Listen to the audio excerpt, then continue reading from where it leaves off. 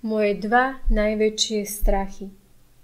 Prvý je, že budem alebo ostanem stále na tom istom mieste. Človek sa učí každý deň. Ten inteligentnejší. Ak si proaktívny, vieš sa posúvať v každej oblasti života.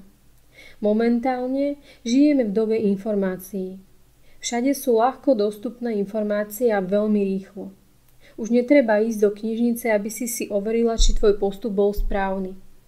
Stačí zapnúť telefón a Google ti odpovie. Je dostupných veľa kníh, vlogov, recenzií, audionahrávok, reklám a rôznych médií. Momentálne informácie hýbu svetom. Ak ťa niečo zaujíma, tak jednoducho choď a kúp si tú knihu. Choď na ten webinár, zaplať si coaching, prihlás sa na odberanie newslettera. Máš naozaj veľa možností, ako si zmeniť život.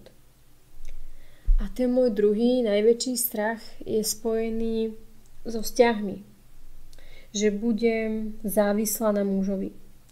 Nie, nevymyslím teraz nič feministické. Ale jednoducho, ak žena si plánuje rodinu, tak príde čas, kedy fakt bude závislá na tom mužovi.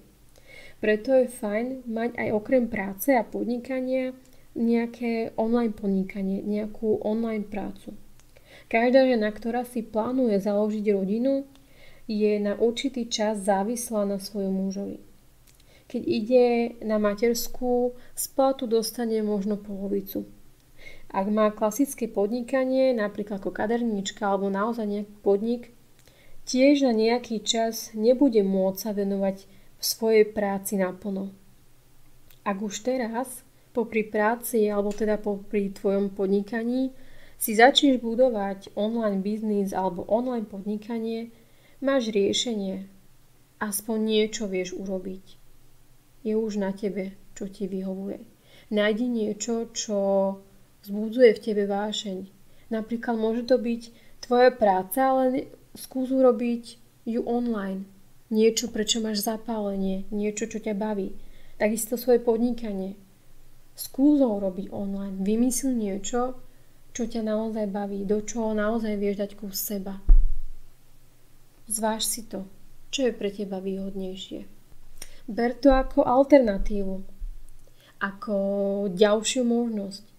Ako jednu z ďalších možností. Ako je práca, podnikanie, brigáda, takisto je to aj online práca, online podnikanie a možno ťa to naplní viac ako to, čo si robila doteraz. Premýšľaj. Hľadaj riešenie, hľadaj možnosti. Hľadaj to, čo bude pre teba najlepšie.